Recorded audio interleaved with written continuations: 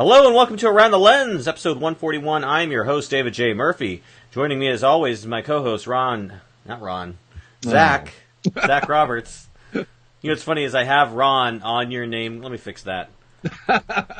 Ron will not be joining us tonight, but Zach will.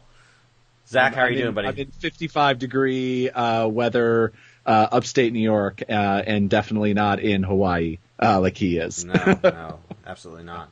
But at least you're not in the path of a hurricane, so that is true. That is true. It's not in your.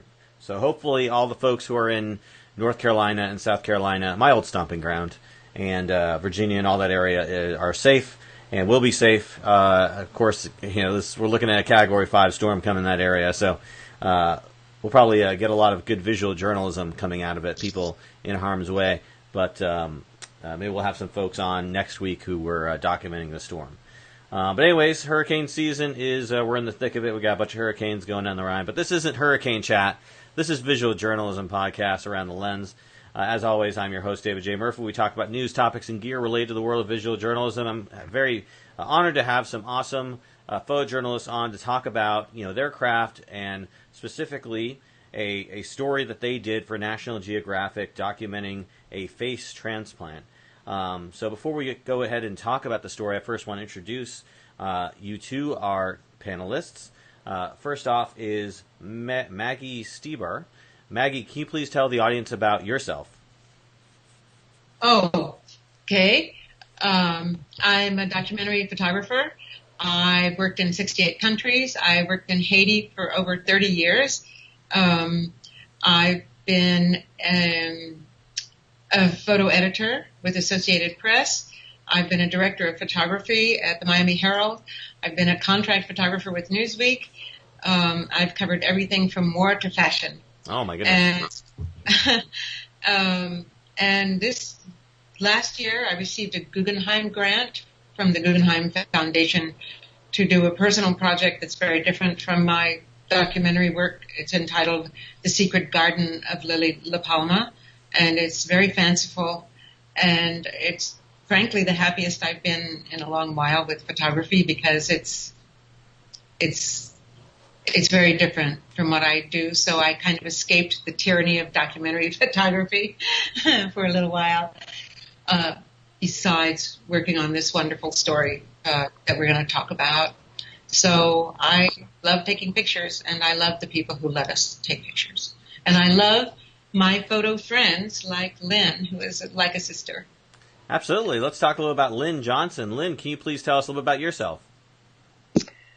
Wow, that was quite a list, Maggie. It's amazing how we think we know each other, but I didn't know all of those things about you.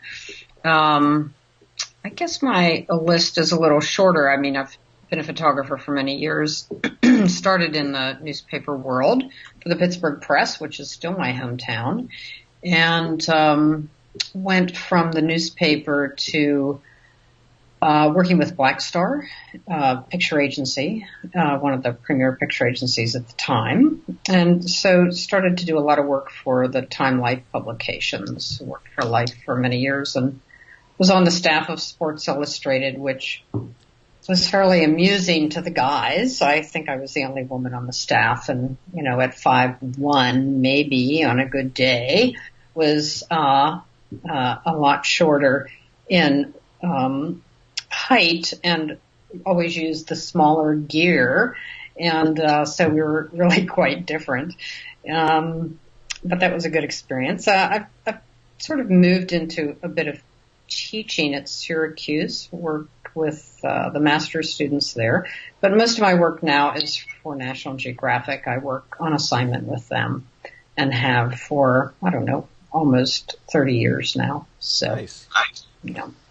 What got you involved in, what got you involved in teaching in Syracuse, and when were you teaching there, if you don't mind my asking? Except for this year, for the last 5 years, I've been doing a mentoring program for their master's students. It's called CORE. We really designed it with the blessing of the chairman there, and it's really a program that's meant to help the master's students to really propel them into their master's thesis work and to make them think more deeply about why they want to be photographers or visual documentarians, journalists, storytellers, artists, and how they can contribute to the world. So I think my personal goal is to erase the word shooter from our lexicon and get everyone to think about being a storyteller, a photographer, a journalist, have a deeper identity in their work. Absolutely. I'm actually an alumni of Syracuse. I got my degree in photojournalism from there a few years ago. Well, probably about 8 years ago now. So I got a nice place in my heart for Syracuse and David Golden and Mr. Sutherland and all the good folks over there who taught me everything I know. I was at the VPA program, visual arts side of things for 2 years. Mm-hmm. So, yeah, they actually, those programs need to talk to each other a little bit better. I wish they would, because I tried to do a lot of crossover, and it was like a literal brick wall between the two buildings. They're like, no, we're good. We don't want to talk.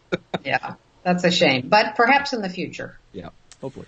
So both of you have had pretty illustrious careers in our craft. Can you tell me a little bit about how you got into the career of visual journalism, photojournalism back when you started, and then go into kind of how you got this particular shoot or this particular assignment for the transplanting of the face project? So we'll start with you, Maggie. If you could just tell us a little bit about how you got into your career, and then we'll switch over to Lynn, and then we'll talk about how you both got into this particular project. I worked on a small paper in Galveston, Texas when I got out of school, a paper that did not want to hire me. But I went out and did a story overnight and brought it to the managing editor the next day with photographs, and he hired me on the spot. So, and I did that for about a year, but then I really wanted to go live in New York, so I went to New York to seek my fortune, and I became a picture editor at Associated Press. And I loved it very much. I thought I would always be a picture editor, and in many ways, I'm still a picture editor at heart because I mentor a lot of people, and I love to look at everybody else's pictures. I've seen mine, so I love to look at photographs. But then I quit to go cover a war in Africa for 2 years, and then I went back to New York and I started freelancing and working in Haiti. And it was my Haiti work that actually got my foot in the door of National Geographic back in 1988. And so I haven't done as many stories for the magazine as Lynn has. I've done about 12 or 14 over the years, I think. And also we used to be able to work for various other aspects of the society, but now it's pretty much, if you work for the magazine, you work for the magazine. But I was a Newsweek contract photographer for about 4 years. And then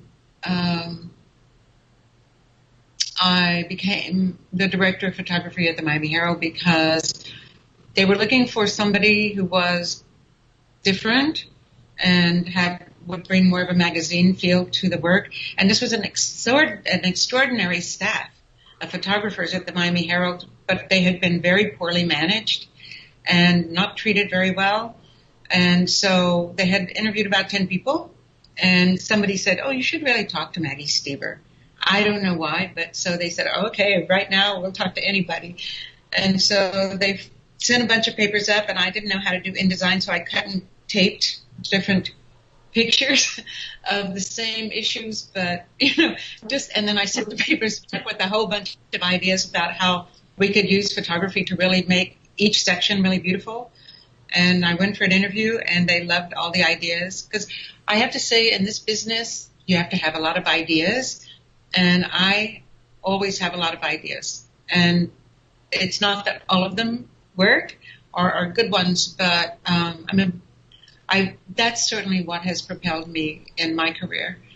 And I've had several grants to work in Haiti, and after I left the Herald, after about 4 years, because I loved it, but I thought, I don't want to die in this newsroom, because they kept promoting me and giving me more departments to head, and I just thought, oh, it's too much, and I'm not ready to die yet. So, but from there, I designed a whole new kind of American newspaper, and then I went to University of Miami to teach that on a grant from the Knight Foundation.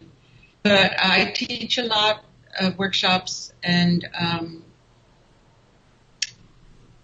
I just really like encouraging other people, but very much as Lynn was talking about, to go deeper and to be deeper and thinking about what our responsibilities are as photographers and what we can do, and how we have to remember that it's not about us, it's about them. It's about the subjects in our pictures. And I'm a big believer in that, and I think Lynn is as well, because you can tell by her pictures that are really magnificent. So I still shoot. I get assignments, and I am working on this Secret Garden of Lily La Palma, and I'm making a little film, a little conceptual film to go with that work, and I'm exhibiting that quite a bit all over the place. And yeah, I guess just a working stiff. Oh, stiff. No, that's something else. Okay. Yeah, you can say working stiff, right? Sure. It doesn't mean you're a working dead person. No. Well, Anyway. I mean, And one of the things I'm proudest of is that I'm fluent in French, but I speak Haitian Creole. wow, Yeah. that's awesome. Wow. It's a great language. Well, after 30 years of working in a country, you would hope that one would speak that. But I think if I brag about anything, it's that I speak Creole. And I love it. Tough language. Great language. Well, come on down to New Orleans. Yeah, they speak a Creole, a kind of a Creole there. But in my next life, I'll be a linguistic historian. There you go. So- Great. I have it all mapped out. And we'll bring you on the show then, even though you'll be like, wait a second, this podcast has nothing to do with linguistic history. No, but Lynn- it might one day. Lynn, give us a little bit of breakdown about why you got into the career field in the first place, and then talk to me a little bit about this story, and tell me, did you two know each other before this story, or did you get introduced on this?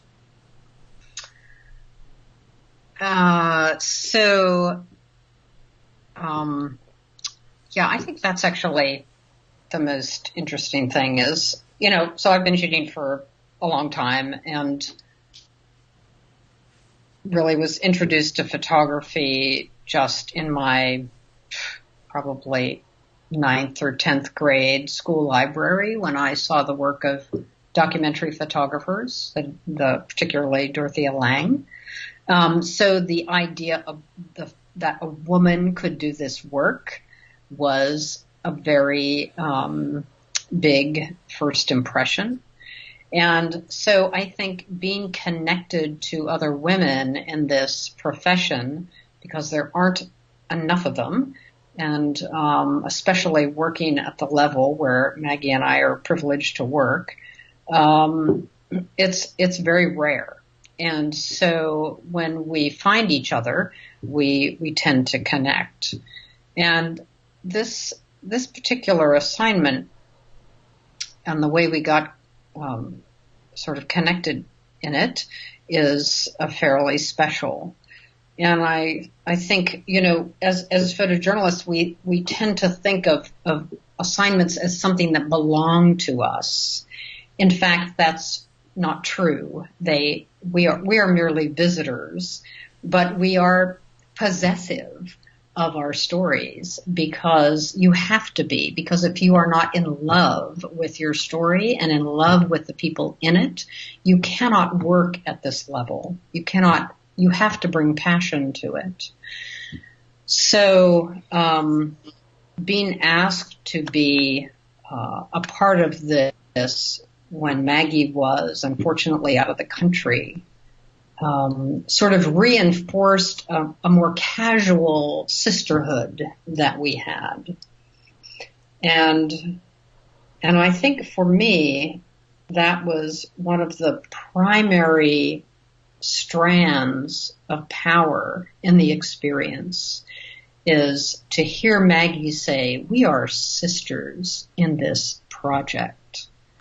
And I felt that was, you have the overarching assignment. You have your responsibility to it. You have your responsibility to the readers, to the editors, to the story itself. But then there's always a subtext, and it has to also feed you and energize you. So, I think we're very aware of the rarity of women in the profession.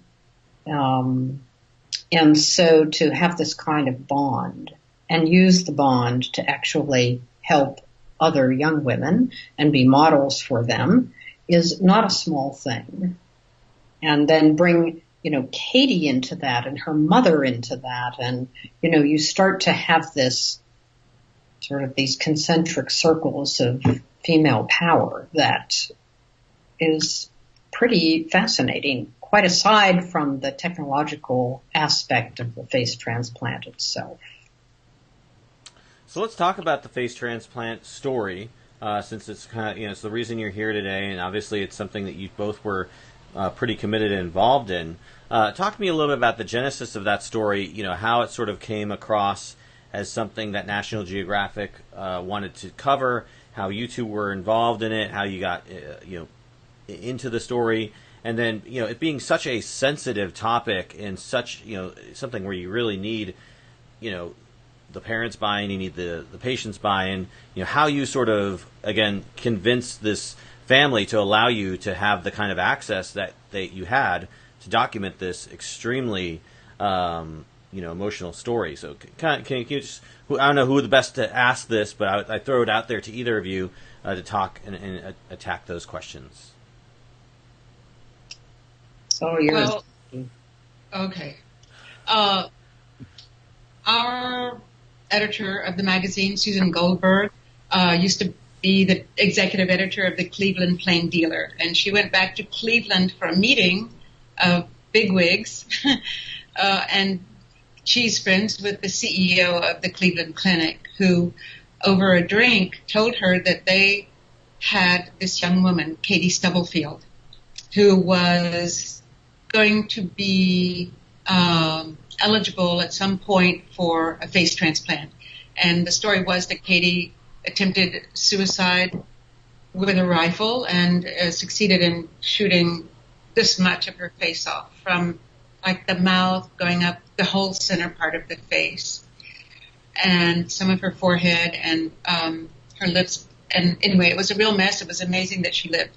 Anyway, and so he told Susan Goldberg that we could have this exclusively as a story. And so she jumped on it, of course. And then she told the picture editor, the director of photography, Sarah Lean, about it. And then Sarah decides who to assign it to. And so she assigned me to the story because of a 9-year project I did on my mother, who was experiencing memory loss.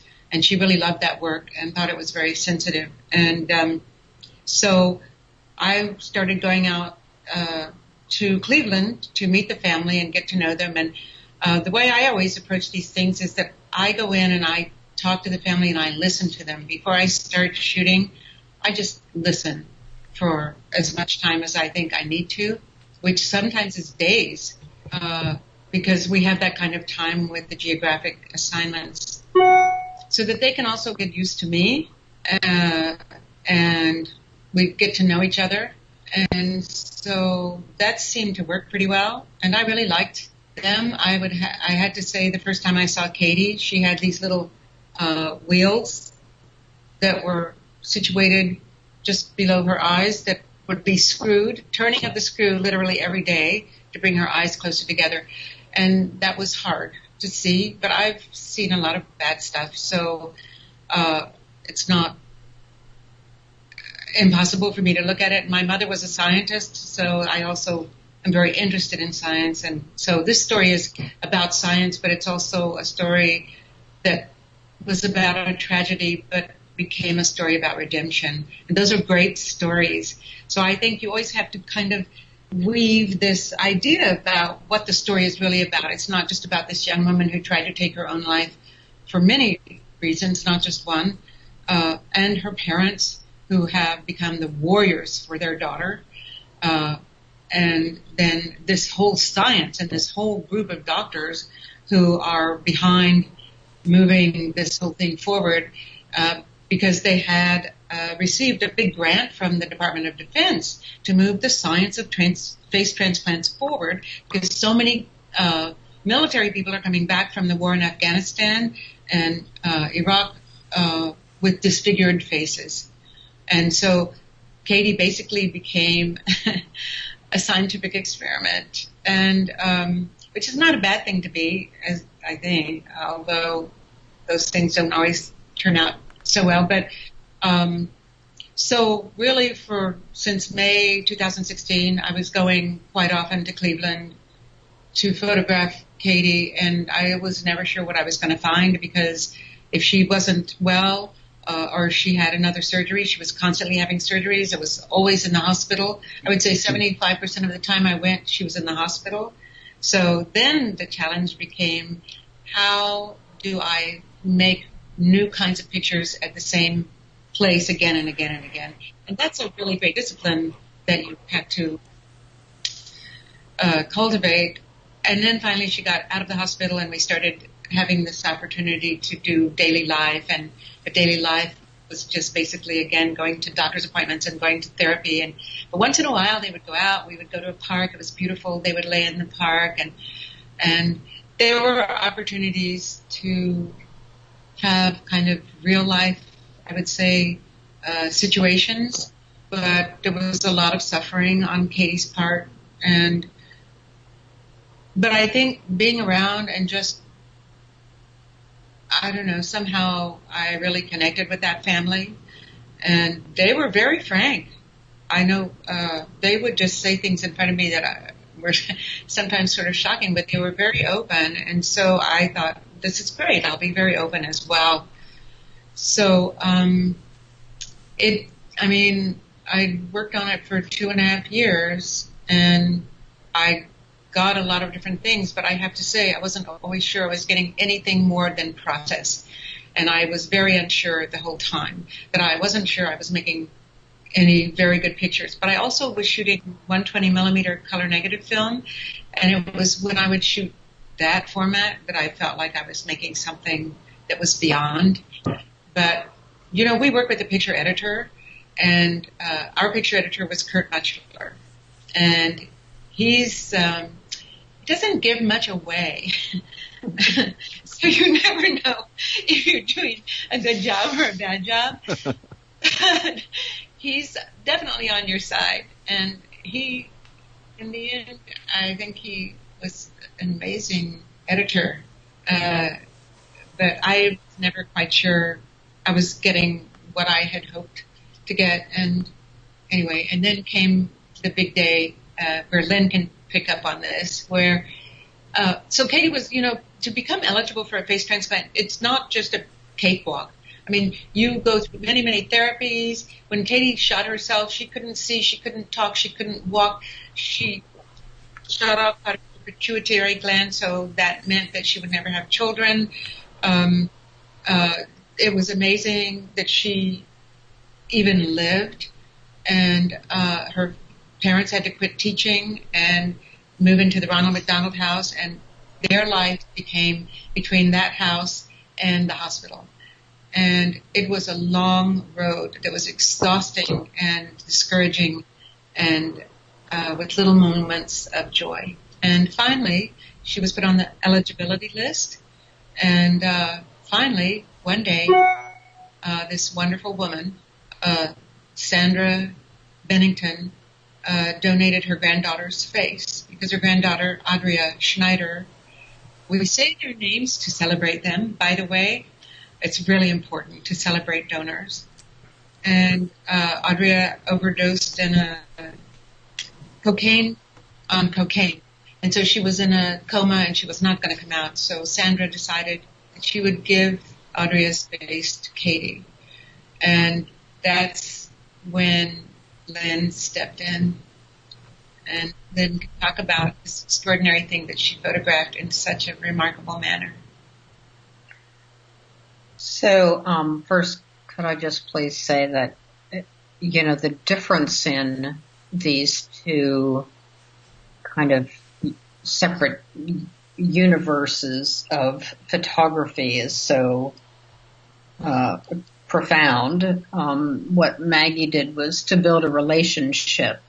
And I think when you do that, you invest so much of yourself and who you are and your own past and your own, personal self and philosophy and passion.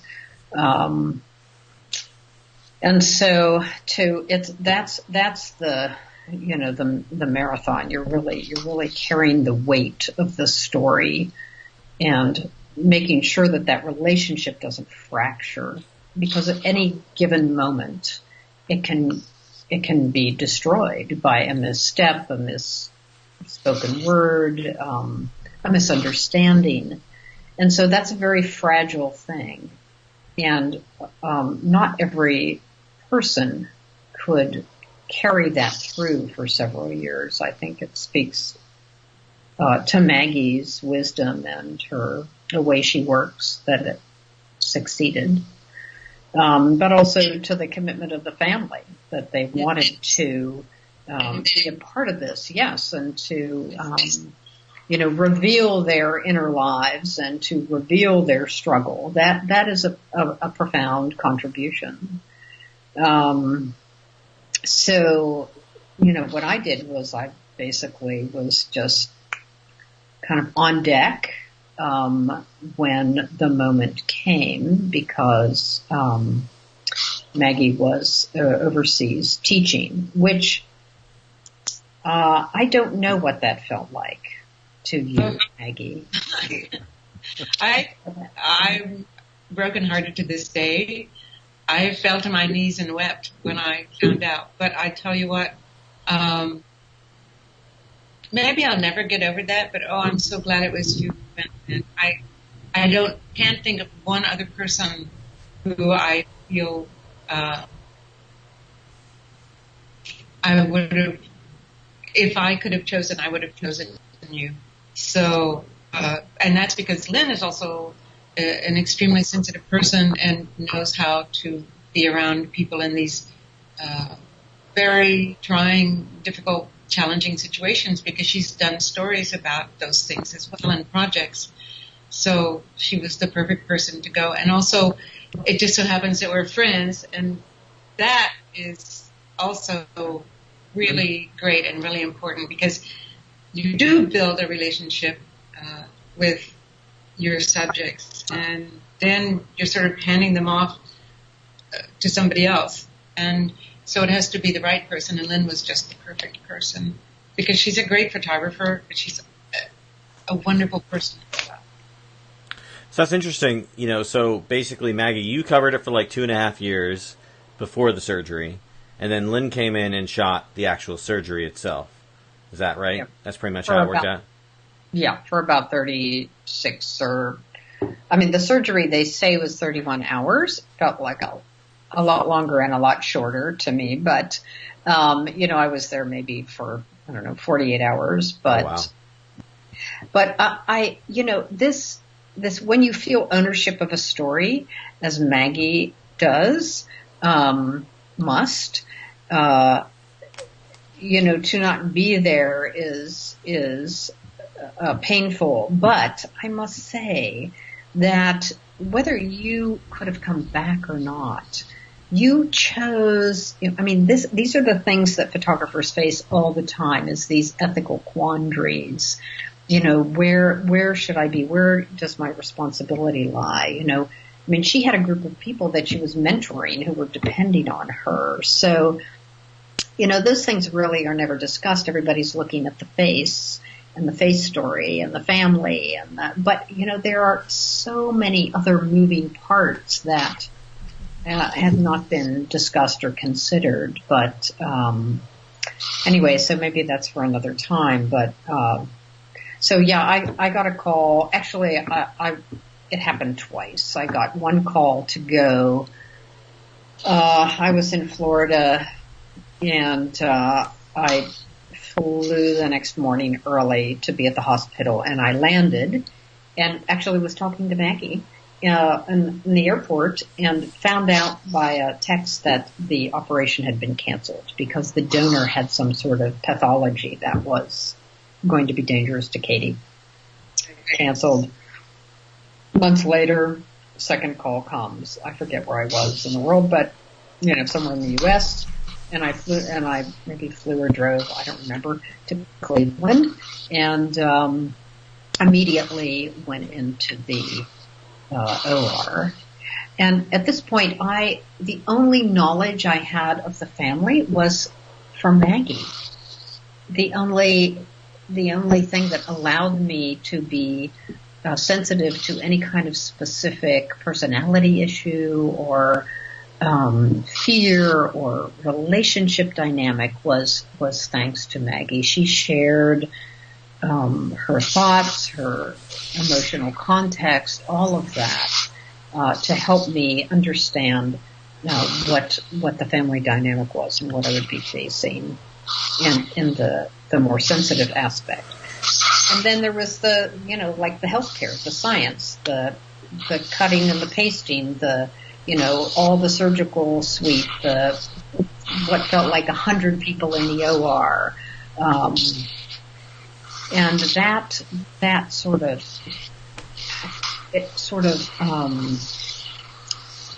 I have been in many operating rooms. I mean, it's sort of medicine is one of the things I photograph.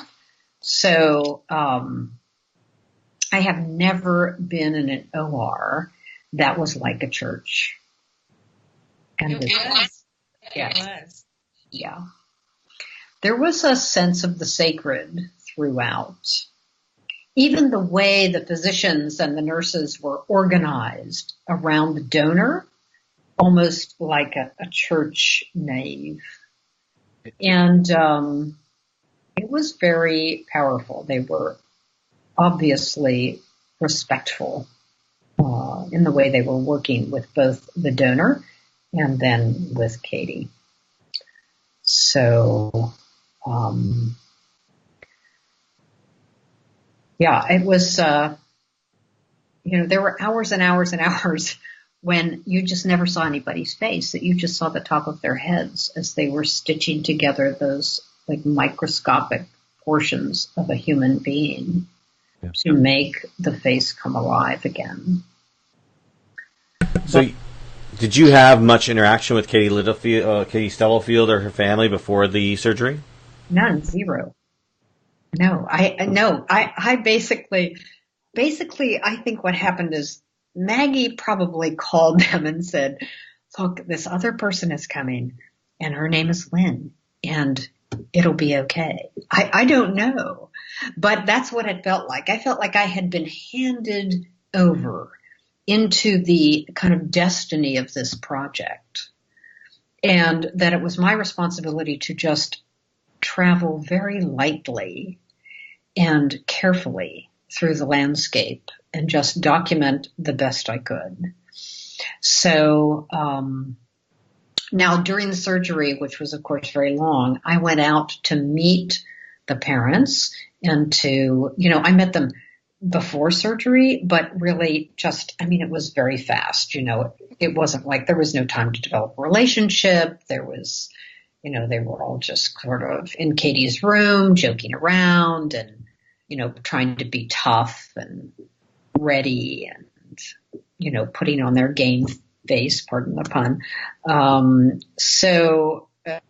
There wasn't really a chance to get deep there. It was all theater. It felt like theater.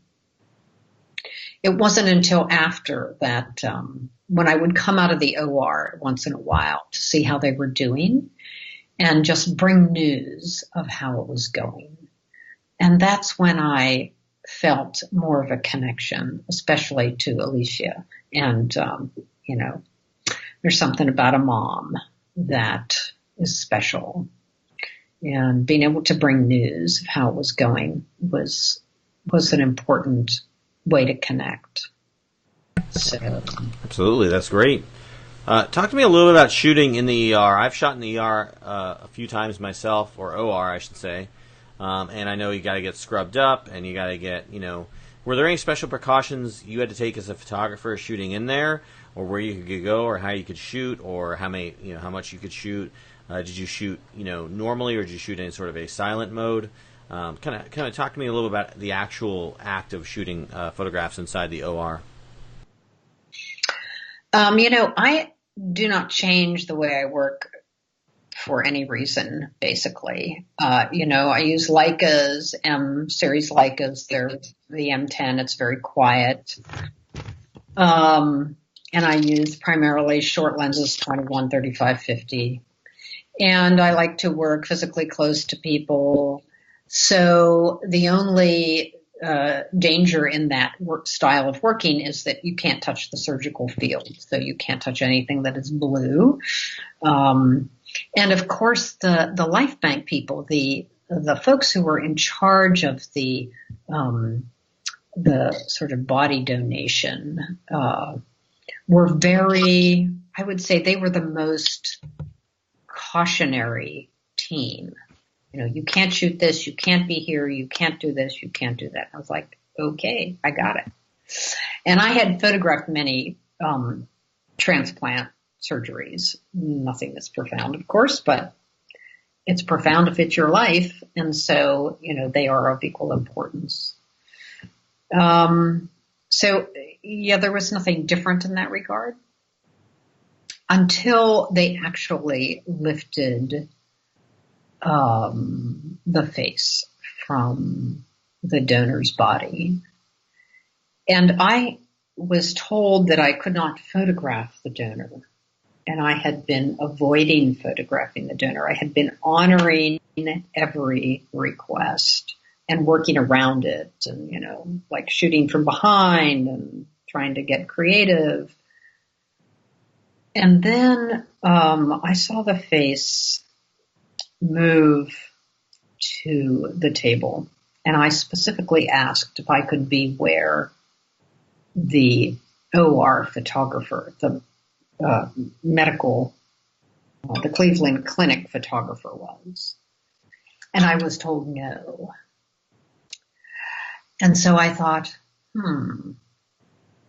okay, but I'm going to photograph from here because this is not her face anymore. And this is a part of history. And this face is not, it's like it doesn't belong to anyone. And so I simply raised the camera. It was a Leica. It had a 50 millimeter lens on it. It was a very, very simple frame. By some grace, there was no one in the way. And everyone was just around this identified, this thing that we use to identify ourselves and to the world. And they were just kind of spellbound. And the moment lasted 5, 10, 15 seconds. And then they gathered her up, and that became Katie. Yeah, I really like the shot. It's almost like they're paying a moment of reverence to the face and to the donation and to, what this means. This isn't just a donation of a body part. This is a new life for Katie. And, I think it seems like they definitely show, they're showing a level of respect to the donation, to the organ. It reminds me of there's a particular painting, I'm blanking on the title, that there's actually it's actually a painting of a surgery, but it has the kind of the look and feel of a Caravaggio painting. Yes, the anatomy lesson. Right? There you go. Thank you. Yeah. But what's fascinating about this is because you have I assume Nat Geo's video camera on the right, and you have the photographer above, and then you have you got in frame, which is amazing, the one, I assume surgeon possibly, taking a photo with his iPhone above. So it's so unbelievably modern to compare it to, but it still has that kind of thing, and yet you still have that center surgeon just looking down and holding his hands in just, you immediately start trying to think of what he's possibly thinking right now, whether it be technical aspects of what he has to do next, or whether it just be the moment. And it's such a stunning frame that, of course, it makes complete sense that they use it as the header image. But yeah, that's something that, like, so many of these photos come across as almost painterly like, where it's kind of a different layer of, it's not so much like the action photojournalism that you might get in like an ER, like an ER thing, moment, but also you grabbing the moment as if it's a painting. Obviously the lighting of a operating room and everything like that helps a lot. It gives you dramatic lighting as opposed to kind of just a normal, out in the waiting room or something like that. Did you ever think of shooting? Did you shoot any of the outside of with the family waiting, or I'm just curious? Yes, but first, may I just say this? Yeah. With all due respect, we as photographers use a kind of language, like it's a shot. Yeah. It's we're shooters. I really object to that kind of language, especially because then it becomes our only language. Yeah. And this kind of situation requires something so much more and so much deeper, that if we only use that kind of facile, those words that are just so simplistic, we don't allow for the fact that something much deeper was going on there in every person in that room. And I think then what happens is that we get stuck in the spectacle of the moment and the spectacle of the photograph. And we have to remember constantly that there are other issues at stake. There is the issue of donation and that kind of gift. There is the issue of suicide. There is the issue of every person's perception of their reality, their own identity, their spirituality, their, what is their, who knows what was going on in their minds. Yeah. So I just don't ever want to live on the surface, and I don't want any viewer to live on the surface of the image. Mm-hmm. And so I would just always encourage a different word. What could it be? Image making, photographic, something, because that moment was surreal and spectacular and meaningful and otherworldly and historic. Yes. And if we use that language, then it moves us to that deeper conversation, which we can have at times like this. Yeah. Like, have you signed your donation card? That kind of thing. Actually, yes. And do you know anyone who's ever been at risk for that kind of possibility of taking their lives, where had that gun not been present, would this have happened? Yeah. Those are bigger conversations. Absolutely. I think it's a perfectly valid thing to talk about, and I think it raises a good point because this is National Suicide Prevention Awareness Month. Today is actually World Suicide Prevention Day, just so you know. So, very, very significant. I mean, there's so many different levels at which this story hits, and it's great to have those kind of conversations, because, again, I mean, coming from, again, probably what must have been an extremely dark time to another dark time, and now to this hopefully new time of, joyous, hopefully rebirth, if you will.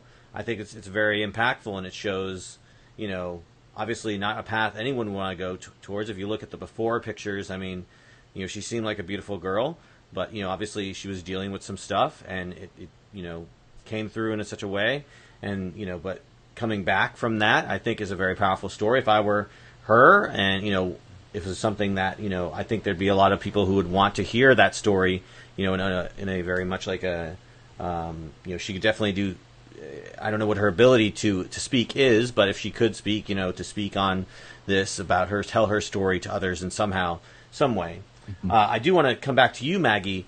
So you came back and you photographed her not too long after the surgery, right? Because it seems like some of the photographs show you in the hospital with her post-surgery. So how long after the surgery did you come back and continue telling the story? I think she had two or three other little mini surgeries after the face is attached, just to sort of cheer it up. But I think it was 3 months after the surgery, because she was just so swollen that maybe it was less than a month. Maybe it was a month. And so there she is again in the hospital. I can't get away from the damn hospital. But I tell you, it sure is a discipline to have to go to the same sort of situation every time and try to make new pictures. But one is lucky. And so I was really trying to photograph all of this stuff going around Katie, the doctors and the nurses and people taking this and taking that. And she was taking music therapy lessons in bed, and she had a blackboard to write on because she couldn't speak.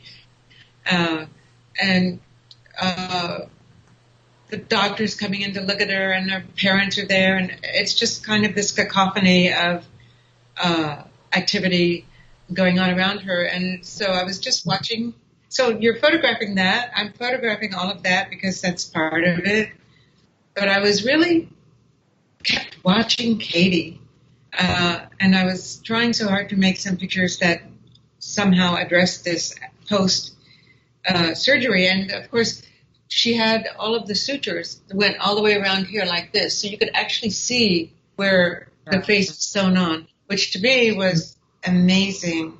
And I really started to say, okay, that's what I'm going to concentrate on, to show this.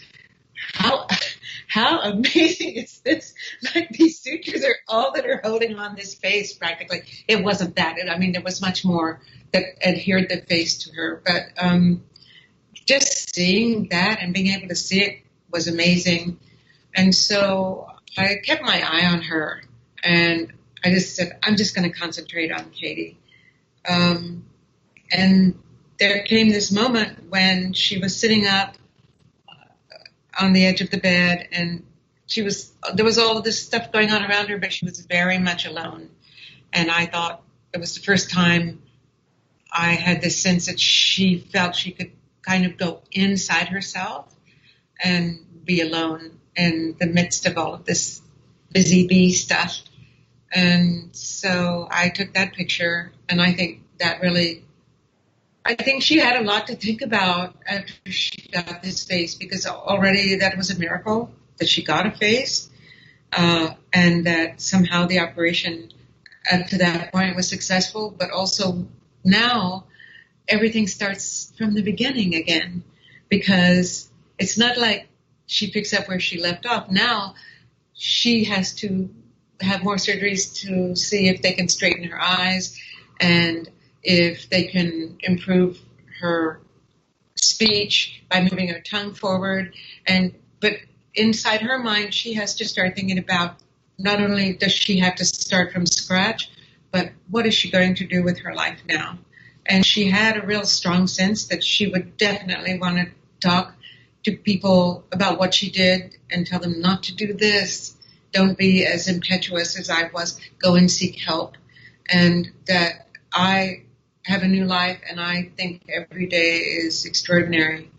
And I think that's a great mission for her to have. She wants to teach. She wants to go back to school. She wants to teach. She wants to mentor people. Her speech is getting better and better. She has daily speech lessons. But I think at that moment, this kind of sense of being overwhelmed, but also sense of possibility as to what was before her was kind of captured in that moment. And then she's also got a really great spirit, and so they would walk her around the floor, and these two young physical therapists would come, and they would dress her up so that they could walk her around the floor. So they would put this little hat on her, and she would wear a scarf, and they kind of made her pretty and made it a kind of an event, because it was one of the few events out of bed that she could have.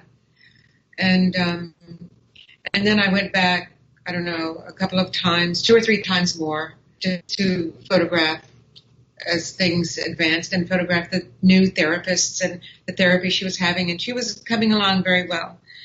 But then I started thinking, and I had thought all along what remarkable people her parents are and what warriors they were. They knew everything about every medication. They knew how to give it to her because she couldn't swallow these pills. So they would put it in a hole, through a hole in a tube, through a hole in her stomach.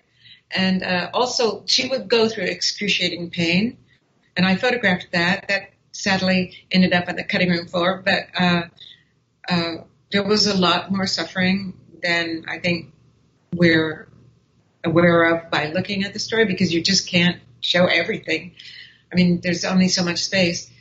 But I decided that the most important thing I needed to get after I got everything I needed of Katie was a way to show that these parents were warriors for their child and had been from day one.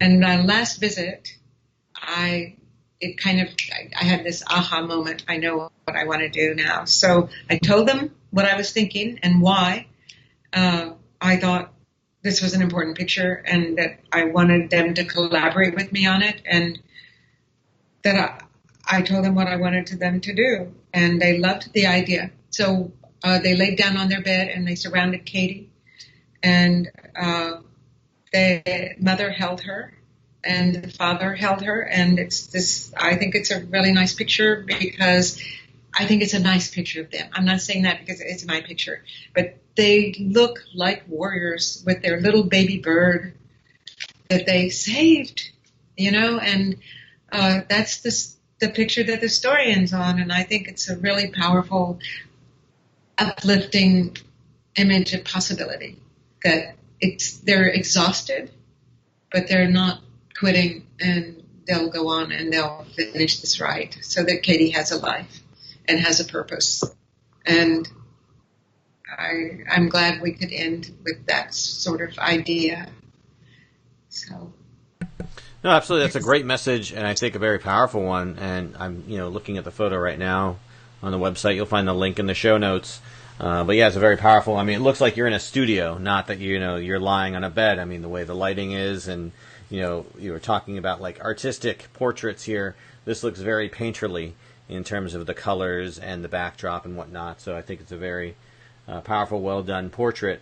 Let me ask you, how long has it been since her surgery? How long, obviously, since this story was published, how do you pick an endpoint for this story, since it can go on, I'm sure, for much longer? But how is she doing now? Have you followed up with her since the surgery? Is she doing a lot better? Where's Katie at now? She's had 2 or 3 subsequent surgeries to refine the face and to do some work on her eyes to bring them forward. To maybe help increase her vision. And she had a palette put in.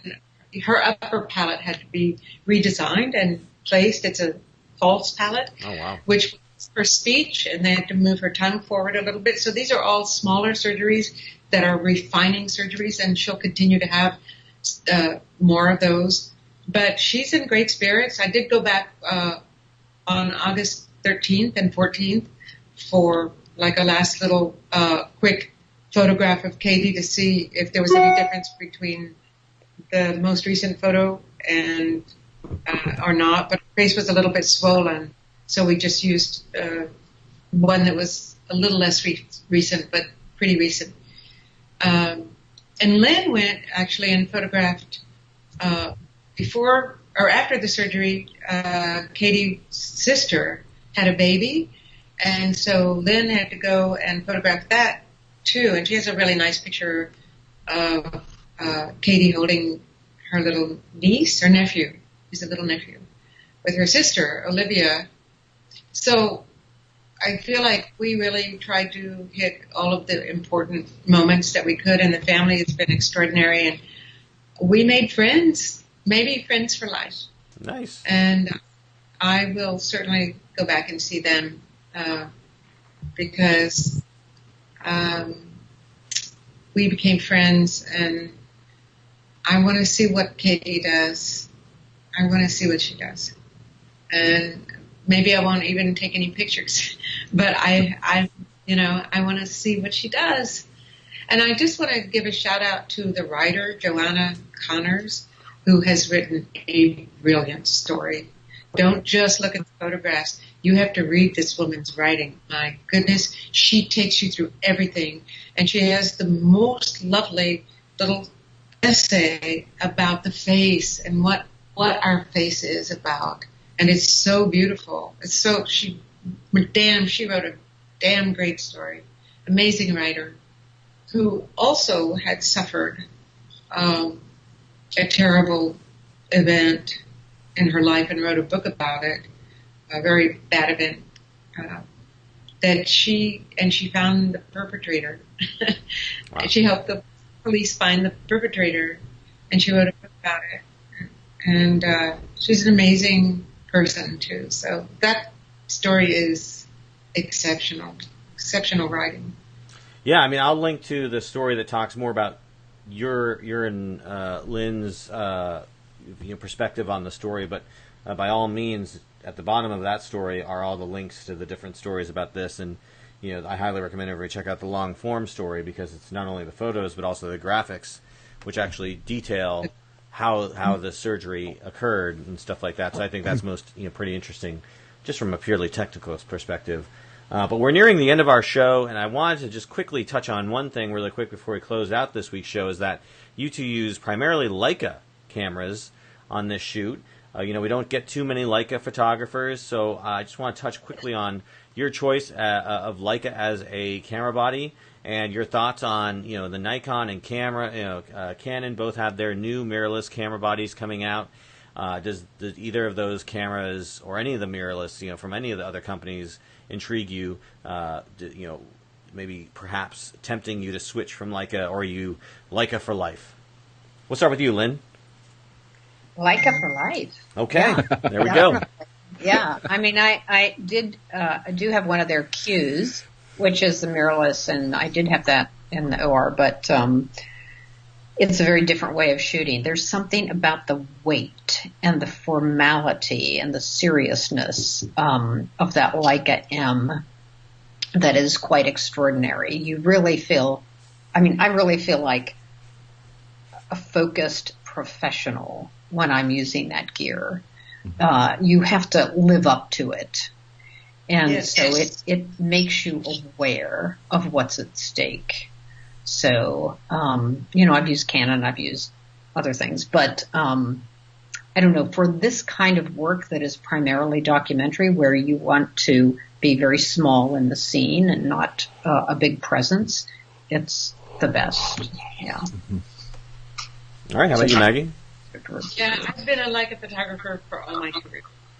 And I just decided a long time ago, well, I did try a Canon, I don't want to tell you how many years ago, many years ago, and I didn't like the way that color rendered, but this was well before they're so much better now. But I was just disappointed, and so I tried a Leica, and that was it. And I had the M's and I had R's, which were the SLR for Leicas, and then Marty Forscher made a digital back. Marty Forscher was a great camera repairman, legendary in New York City, and he invented this digital back for the Leica R, which was the SLR for the Leica. And so but the files were like 10 megabytes or something. But that was my first digital camera. And then but I've always used Leicas all my career. And what Lynn said about it, it's that you rise up to its level. And I think it makes us a better photographer. I'm somebody who tries to also keep gear to a minimum, but I have the rangefinders, both film and digital, and then I have an S2, which is the first in this series of really new cameras, but this one has been around for a while. And it's a big thing with 2 big lenses, but it's beautiful, and I love it. And the only other camera I use is for film is a Mamiya 6. I have 2 of them, and I use those to shoot 120 millimeter color negative film whenever anybody will let me, because I still love film. And sometimes we get to shoot film on assignment, and I had always had to shoot color slide film when color became important for magazines, but that film has very little leeway, and the color is different. Although I shot almost all my work in Haiti was on either Kodachrome or Fuji 100 film.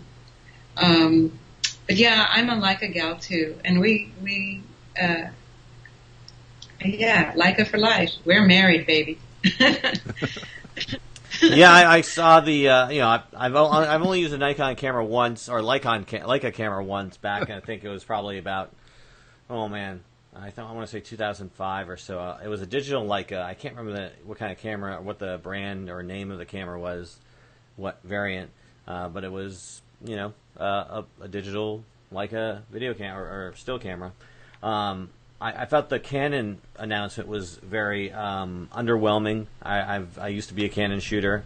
The 5D Mark II was my camera of choice. So the Canon R was really disappointing from my point of view, especially as for a video shooter. I think there were a lot of opportunities that Nikon or Canon left on the table that have given Nikon and Sony the leg up and will allow them to kind of take that competition away from them. I don't see a lot of people who look at they're looking at the playing field and they don't have any camera system. They're not really. I don't see them coming towards Canon. But Zach, what do you think of the Canon R, and why are you going to buy a Fuji? Well, I'm a Nikon user, and I feel about Nikon. I feel about Nikon for the most part the way that you two feel about Leica. I once offered to get a Nikon tattoo so I could get early access to the D3S when it came out. I was sadly turned down from the Nikon rep that I was at B&H Photo Video. But no, I had been looking for specifically kind of like the quieter work like this. I feel the size of the Nikon, the size of like the D, I'm probably moving to the D850 at some point. It's just too. It announces you. It comes before you, basically, and that's a problem when I'm trying to. I do mostly breaking news kind of work, and I would obviously like to do more photo essay work where I actually get to spend time with an assignment. I mean, I'm lucky if I get to spend a day on a single assignment ever, and it's really tiring. And also it's not really that profitable when it comes to like making a living, which is a problem which for all photojournalists, I think. But in general, like I think that whether it be, if I could afford a Leica, I'd probably go to Leica. But the Fuji was it XT3, I think is the new one, has a lot of the capabilities that I'm looking for. That finally kind of they're similar to the DSLR speed, which is what I'm so used to photographing with. And I don't know that it'll be hard to. I'm just so used to holding on to a Nikon because they really have not changed. They don't change that much. Even when I had my first D70 back in 2004 or 5, whenever I'm trying to think it was 4 when it came out or 2005 when it came out. And I love the color. I love the way that, obviously it's not grain, but the kind of the grit to some of especially the video and things like that, say Canon or, especially some of the mirrorless don't have. Until of course, we finally get Kodachrome back and, we can all go back to shooting film. I will probably very quickly, if we get Kodachrome back and we can have like 24-hour slide turnaround again. You're hallucinating, man. You're hallucinating. What was that? I'm sorry?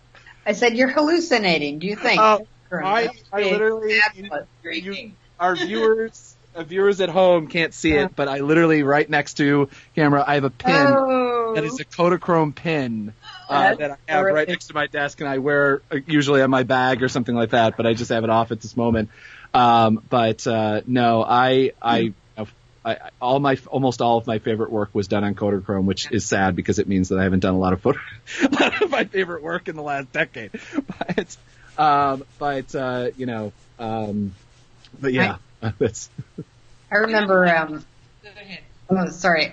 When I was a kid photographer working for the Pittsburgh Press, it was like all these guys, and there was one photographer named Ross Catanza, and he used to wear a Nikon on either shoulder, and he would come in the department like swinging back and forth. His cameras would swing back, and they would knock into things and slam into the sinks and slam into the walls. It never made a difference. He'd go out, an hour later, and they would function perfectly. So they were the hockey pucks. I don't know if they still are because I haven't picked them up for years. But. They are, and that's why I have to personally stay as a Nikon user, because my friends joke that I'm the person that should test equipment. I can break things if it's unbreakable. I can figure. I dropped my brand new Nikon D750, flew out of my bag when I was covering the teachers union strike in West Virginia, flat onto a marble floor, and you can see into the guts a little bit in the back of the camera. Still works. It works better than my D600. So that's one of those. I'm like, if I owned anything else but this Nikon, I don't know. Like if I had a Sony mirrorless, it'd probably be about 35 pieces across the floor. So yeah, but. All right, ladies, you've convinced me. I'm gonna switch to Leica. I'm gonna go out here and spend $11,000 for the 24-90 Leica SL. And sell every single piece of other camera equipment I own, so I can have this one camera and one lens. That's a great, and then the discipline that will build in you as a photographer will be amazing. It'll definitely force me to get close. That's for sure. Yeah. I'm sorry. I just want to say something about Leicas. We're not terribly well. I don't think either of us are terribly wealthy. I mean, we make enough money. But that seems to be, I don't want to leave people with the idea that we're trust fund babies who can afford these cameras.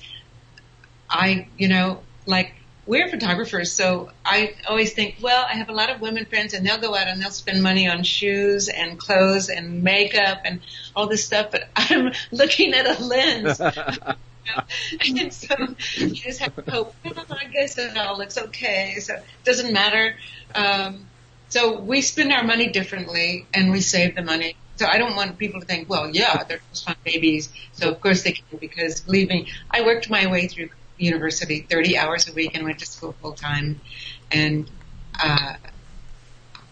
we're just normal people, right, Lynn? Just normal. That's a choice that all photographers make. It's like, do you want that vacation or do you want that neat prime lens that they just put out? And you're like, I don't know. Bermuda's nice, but a 35 millimeter 1.4 is nice. Well, you're never going to have a life like other people, but the life you have is amazing and privileged and exciting and dangerous and sad, and sometimes it's lonely. But sometimes you can't get higher than, you get so high on what you're doing that it's really amazing. And who would have thought? Photography gave me a life I never thought I'd have. I was going to be a high school French teacher in Texas, where I can assure you wants to learn French. I was going to be a French teacher. They wouldn't want to learn Spanish, which is a language they can actually use in Texas. But somehow I discovered photography and it saved me. So there you go. And it has saved me many times through some tough situations in my life. So I love photography. I'm grateful. for using it to save others, and that is the great thing. Yeah, no, absolutely. And I don't, spend money on what you think is best for what you do, because again, it's all about quality.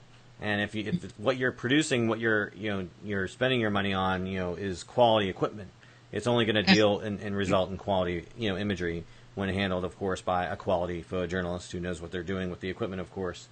But again, Leica is an investment.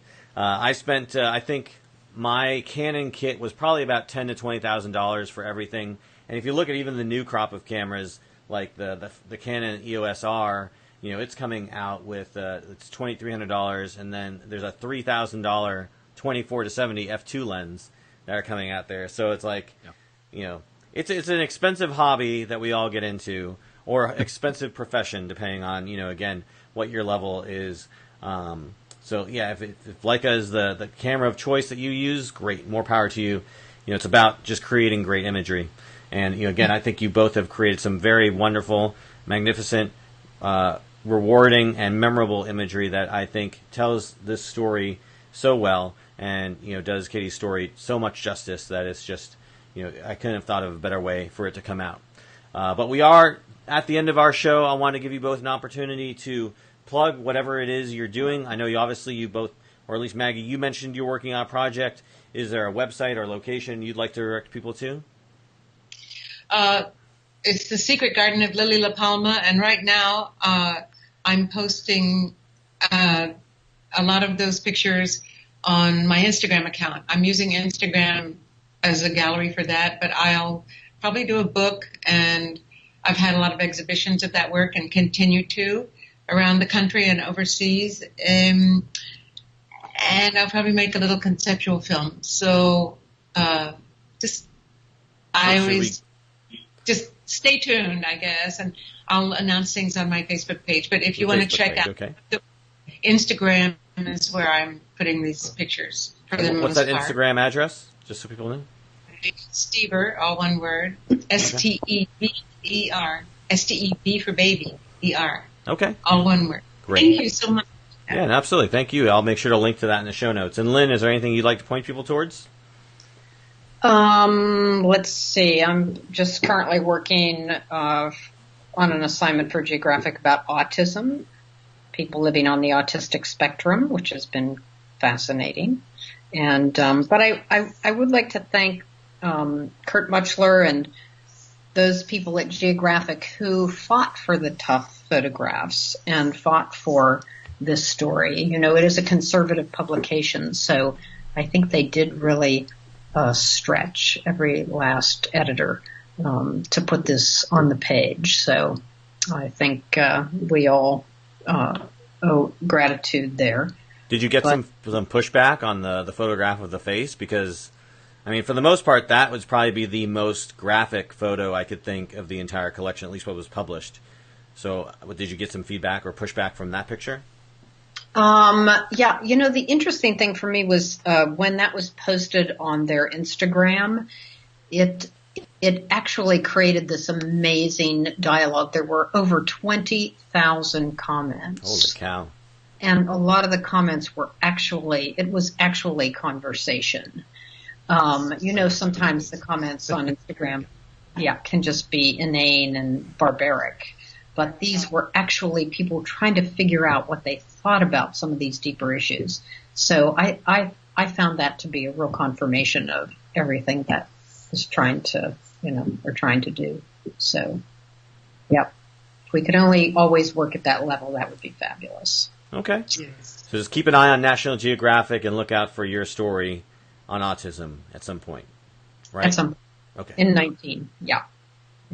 In 2019. And if you have any ideas, or extraordinary or everyday people living on the spectrum, I mean, there are more and more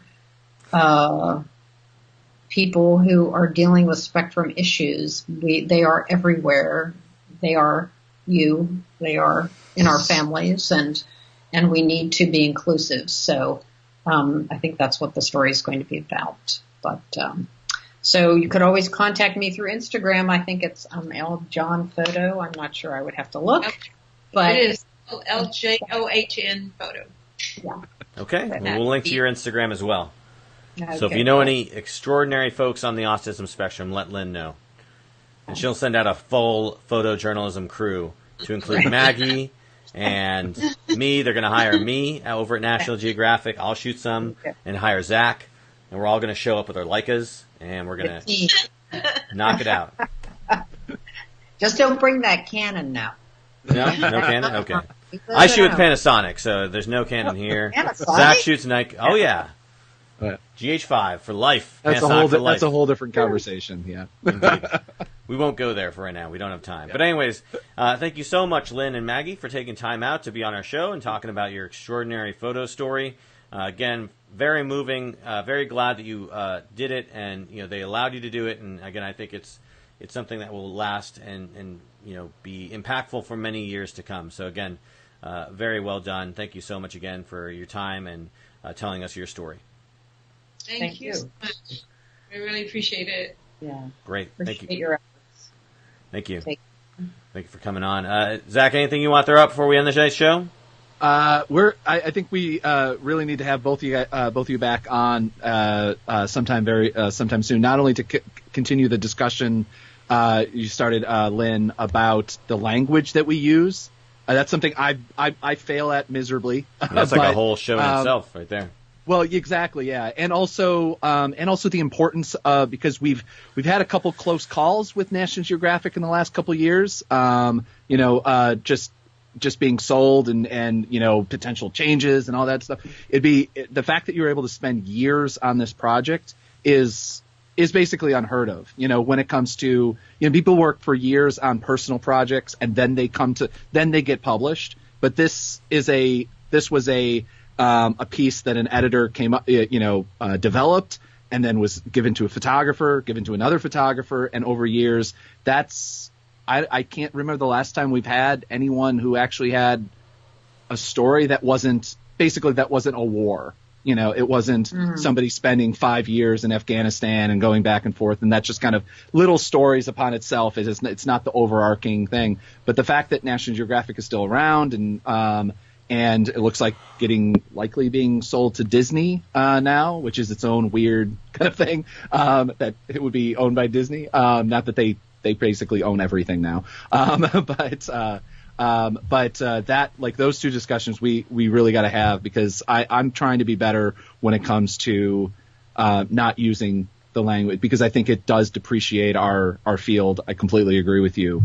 But when you're just hanging out with basically spending your time kind of hanging out with other day shooters and things like that, which, again, using the term, it's hard to not, do it. So we definitely have to have that conversation again sometime soon. Well, maybe I'll see you in Syracuse. We'll make a plan. Yeah, give me a yell anytime. Okay, cool. All right. Well, that's all it for today's show. I do want to let anybody who's still listening know that we are going to have a contest. I'll announce it next week. We'll be giving away a camera bag, so stay tuned for that. It'll all be in celebration of our big episode 150, and so be on the lookout for that. Again, we're only a few months away from the big 3-year anniversary, so stay tuned. Got a lot of great stuff coming out for that show. But anyways, for Ron Hamilton and Lynn and Maggie, for Zach Roberts and Lynn and Maggie, this has been episode 141 of Around the Lens. I'm your host, David J. Murphy, and we are out.